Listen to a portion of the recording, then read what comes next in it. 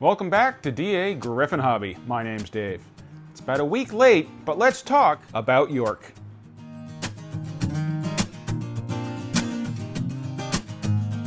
The York Train Show, by now there have been plenty of videos. I'm a little late, but I just haven't had the time. I think I've only been out here to the train room once since I got back from York, and that was to film the first part of this video of me going through all my goodies. I already released a video showing all the good inventory that was there at the show. If you haven't seen that, go and check it out. There was some really great stuff. I could sit here and talk about why York is so much fun for probably 20 minutes, but I'm not going to, because what we really want to see are the trains. So I'm just going to say it's always a lot of fun. I always have a great time. How long have I been going? I took a picture of my past badges so that I would know. So maybe I'll put it right there and you can see, but it's like this is my 5th or 6th year going to the show, and it's just as much fun now as it was the first time. So if you've been thinking about going to York but just haven't made the decision yet, I say try it. Try to fit it in. You don't need to do multiple days. You don't need to do all week. But try to get there, for one day. I think the next show in the fall is going to be just Friday and Saturday. And I really don't know how that's going to work out. But I guess we will see. Instead of me babbling on here for a while, let's just get into it and check out what came home with me. I think I bought the best thing first, if I remember correctly. So I'm going to go backwards. Starting with after York, on my way home, I always like to go through Strasburg. Stop at the Red Caboose Motel, stop at the Strasburg train shop, the Choo Choo Barn, if I have time. This time I did not. But I stopped at the Strasburg train shop and checked out their inexpensive options. They usually have a shelf or two of used rolling stock, and I do always like to check that out just in case there's something good for a good price. And I found for $15 a K-Line B&O boxcar. I've been wanting to pick up more B&O boxcars because I have a couple of B&O engines that I really like. So I was thrilled to see this for 15 bucks. This time they had an entire shelf of Weaver cars. So naturally I had to look through all of them. They weren't all priced to my satisfaction, but then again, they're not there to make me happy. There were some though that I was okay with purchasing. And while $30 is more than I usually like to spend for Weaver cars, you gotta support the stores. And again, there were a couple that I wanted. I don't need, there's that word, need. It's so silly.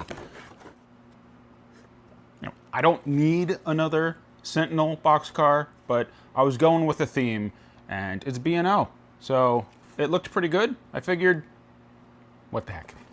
I have a few Sentinel cars, one of them being the Rail Sounds boxcar from Lionel.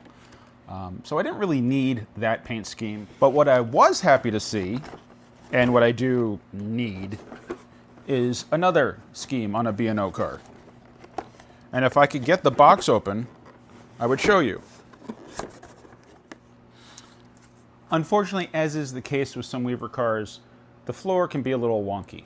I am still toying with the idea of 3D printing something to replace these floors, but sometimes just taking the floor out and putting it back in is enough to get it to sit right. Some of the Weaver boxcar floors have a screw on opposite corners, some don't. But even those, because there's a screw on one side, not the other, they can still twist. So, not ideal. But this one looks like it went back in and sits well. So that makes me happy. But this is a great looking car. I have, I think, a traditional sized one in this paint scheme. Might be a K-Line, I don't really remember. But I've been wanting to get one of these in more of a scale boxcar for quite some time. So at the Strasburg train shop, I got the 3 B&O cars. Very happy with that. Can't wait to run them. This is a good one. A Rail King car. And I didn't buy this one. This one came to me from my buddy Mike, the Secondhand Overland, or Dadified. I'm sure you know him. He's a great guy, fantastically positive attitude. And he came up to me and said, I've got a car for you. And again, I can't seem to get it out of the box. There we go. So, and this is great because I didn't get one of these. I looked at a few this time at York, but I didn't buy any. When he gave this to me, I was like, oh good, now I don't have to look for one. A State of Maine car. Because you can never have too many State of Maine cars. So thank you, Mike. I appreciate your generosity. An RMT car that I didn't know I was looking for.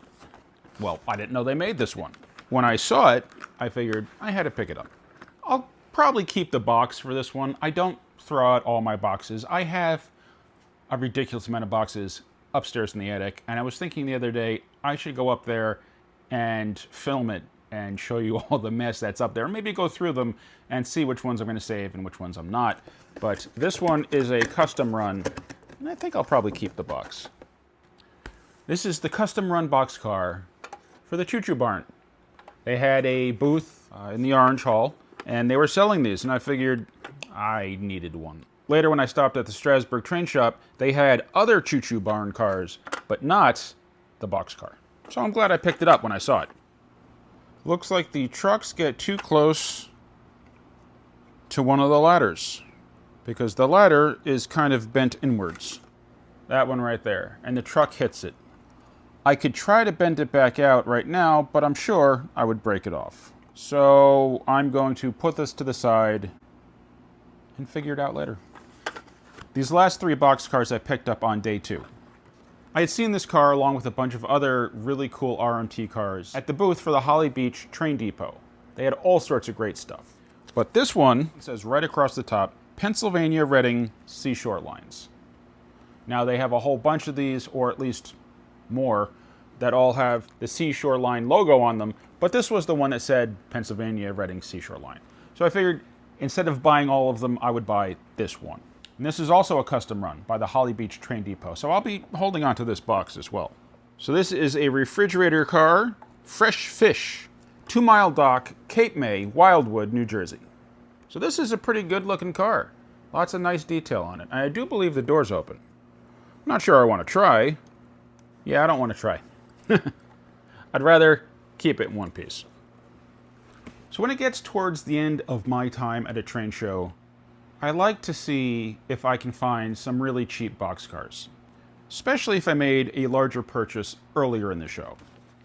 Not that I need to spend all the money I brought, and I didn't, but I figure it's a good time to kind of try to get a second look at everything and see what you've missed. This K-Line O-Scale Classics caught my eye because of the color and the road name. Now, this box I probably won't keep. I mean, after all, it's, well, a brand new $15 boxcar. So, I don't know. I mean, I figure most of this rolling stock, if I'm selling it, it's going to be for cheap prices anyway.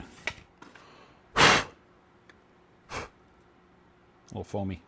So this is a K-Line New York Central in this baby blue color. I'm not sure what color it is, but I think it's a great color. And these K-Line cars have just enough detail to make them look pretty good on the layout. I think this next one was $30 or $20. Do not remember. But it had a Post-it note right on the top, and that caught my eye. And then what caught my eye after that was the color of the boxcar. And the reason the color caught my eye is because it's the same color as a particular post-war boxcar. So Lionel, let me back up. I don't know anything really about these cars, when they were run, how many of them they did, but I have one. I have a Western Pacific Lionel boxcar, 6464 in the scale size. And this is the Great Northern 6464 scale car. So I had to have that because I really, really like the post-war cars. And I love that they redid these in a scale size. So there's only 2 I have. I don't know how many they did, but if I could find more of them for 20 and 30 bucks, I'd be thrilled. Especially if they're new in the box. It's hard to say if the color is right, partially because the post-war version I have is probably dirty and discolored, but I think that's a great looking car. And something about the fact that it says 6464 on the side, as a post-war guy at heart, that just makes me smile. I don't know what these cars are really worth, but considering I found both of them for under 30 bucks, I guess not too much. And this one's new in the box. It looks like it's from 2003. I'm going to have to look into that more because I really do like them.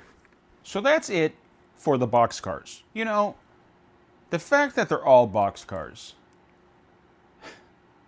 I obviously enjoy box cars, but you know, there's other types of rolling stock. I really should start looking for tankers and things like that. Flat cars, I don't know, they don't do a lot for me. I guess a flat car with a really cool load on it is pretty neat, but again, not my favorite. I have a few gondolas, and I do like those. My purchasing of freight cars is usually governed by the price of the cars. So the time I picked up Western Maryland flat cars was because I found them for like $15 a piece or something. So obviously I was going to go for it. But I'm not going to pick them up at like $50 a piece. So maybe that's why I keep getting box cars, is because there's so many box cars out there that I'm bound to find some for $10, $15, $20. God forbid, maybe even $30.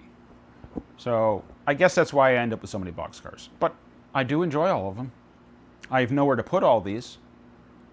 I'm going to have to go through them all and see if there are ones that I don't like and don't need anymore. But anyway, I digress. We've got other things to discuss. The purchase. The bigger purchase. For me, anyway. And speaking of boxes, even still has the shipper. Now, one of the reasons it still has the shipper is because it's been sent back to Lionel twice already for issues with the board. So this now, I'm told, has the most up-to-date board in it. Does that mean it's not going to break? I'm not that confident. But it's a road name I like. It's an engine I've always had an interest in. Even back when I was doing N-scale 25, longer, years ago, I always thought it was kind of unique and neat. So I'm not really sure what initially grabbed my attention with this. If it was the color, if it was the road name, or if it was the price tag. Especially since the price tag was a little higher than I would have liked. Had it listed for $399, which would be my most expensive engine. What I paid for this, I believe, was $360. Did a little back and forth bartering. Hey, $350 sounds good. So we settled at $360. And this is, well, interestingly, on the last 3 Rails 4 Dads podcast, I was commenting, and I think I commented to Dell that from here on out, all my purchases were going to be legacy. Well, what do you know? This is a legacy engine. Now, I was really hoping to find a really cool steam engine for under $400. And while there were some, there wasn't anything that I really wanted to come home with. And when I saw this, I was sold. And this is a Pennsylvania Legacy Tuscan Sealiner. It's such a weird engine. 3 axles in the back, 2 in the front. It's got this kind of short, stubby nose. It's got the antenna on the top. You can see through the vents. It's just such a cool engine.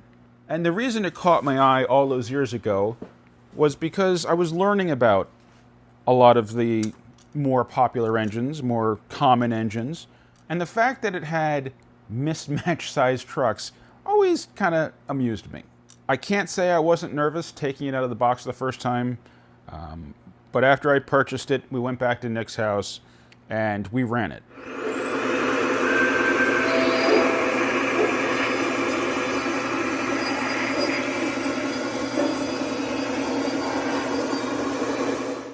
There was a little scary part where there was a short, but we think that had to do with one of his cars that we were running, because it happened with the engine we were running before this as well. After that little hiccup and scare, I ran this thing for quite a while. I ran it around the layout by itself. with the sounds off and the smoke off. I ran it with the sounds on. I ran it with the smoke on. I ran it with one car. I ran it with a bunch of cars. I ran it slow. I ran it fast. And I had no problems. So really, fingers crossed, I'm hoping this is good. I mean, I'm hoping it's good because I don't have the patience to be sending things back to Lionel. I don't know. I'm not going to worry about it. But I have to be honest, a little stressed at the moment. Turned the layout on. I'm going to power up the track.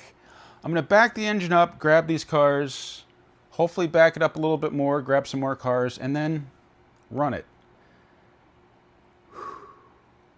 What could possibly go wrong, right? It's just money anyway. Power up. I think it was 95. Throw it in reverse.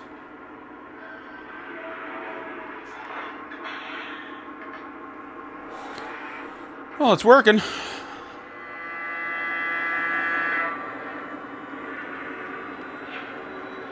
Dispatcher, we're at slow speed. Out.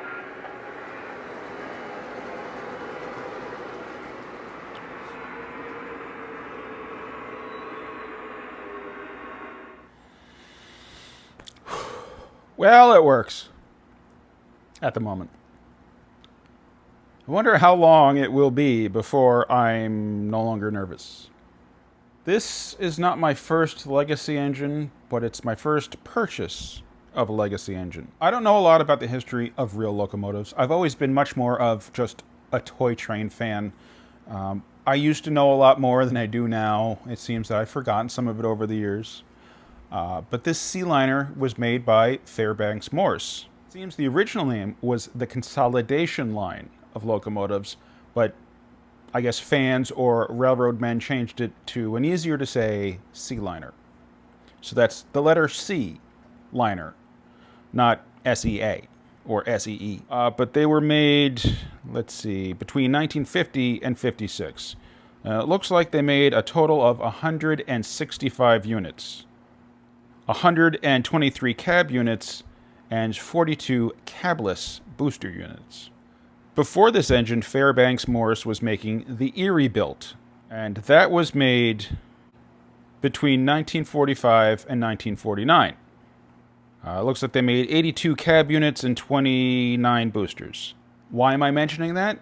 Well, I thought it might be interesting to take the older Erie Built, find a dummy, and put it behind this one. Because I don't need two powered units. And MTH did make, at one point, not too long ago, I think, a unpowered Erie Built A unit. So I would love maybe to find that at some point. I did take a quick look online and found it absolutely nowhere. So that might be a tough find. But I thought it would be neat to run the newer engine with the older one behind it. So would I find an unpowered Erie Built, an unpowered C-liner, a B unit, an A unit? I don't know, but I guess it will depend on if I ever see one. But either way, I'm pretty psyched with this one. I do like the look of it. It runs really nice so far, and hopefully it will continue doing so. So, I don't know if I remember correctly, but I think I learned something about operating these engines.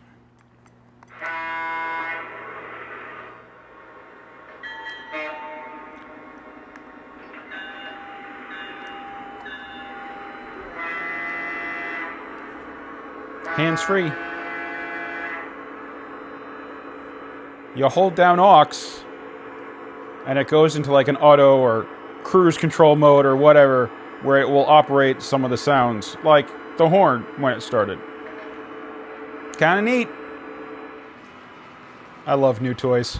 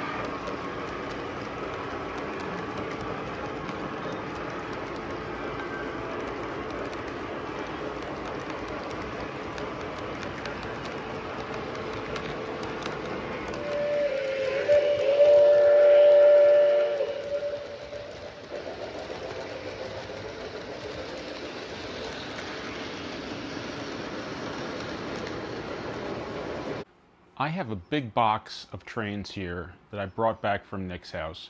I need to show you all the goodies that are in that box. I'd pick it up, but it's a big box and I'd probably end up dropping it, and that would just be a shame. Not going to go in any particular order, and I'm just going to take the stuff out of the box and we'll take a look at it and see what it is. The first item's an MTH flat car, and it's got a trailer on it for the Maryland and Pennsylvania Railroad. The trailer comes off, the back door's open, little legs come down, so I can either leave it on the flat car or put it somewhere for a detail on the layout. A Weaver Pacific Fruit Express, Western Pacific boxcar. I do love those Weaver boxcars. You can get so many of them for so little bit of money. That's not to say that some people don't charge a lot more for them, but there are plenty of times you can find them for $20 and $25. Another Weaver. This is a Rath Packing Co. boxcar. Looks like somebody had this one set up for 2-rail because it looks like there were scale couplers glued underneath at some point. Don't know if you can see that. I had picked this up earlier and put it down next to me. Kind of forgot it was there. An MTH Pennsylvania caboose in orange. A couple of broken steps on this one. I was thinking of trying to duplicate those steps in Tinkercad and then seeing if I could print them. At least something close enough that would look better than missing steps. I had just picked up a yellow Pennsylvania caboose. Now I have an orange one too. That's fun.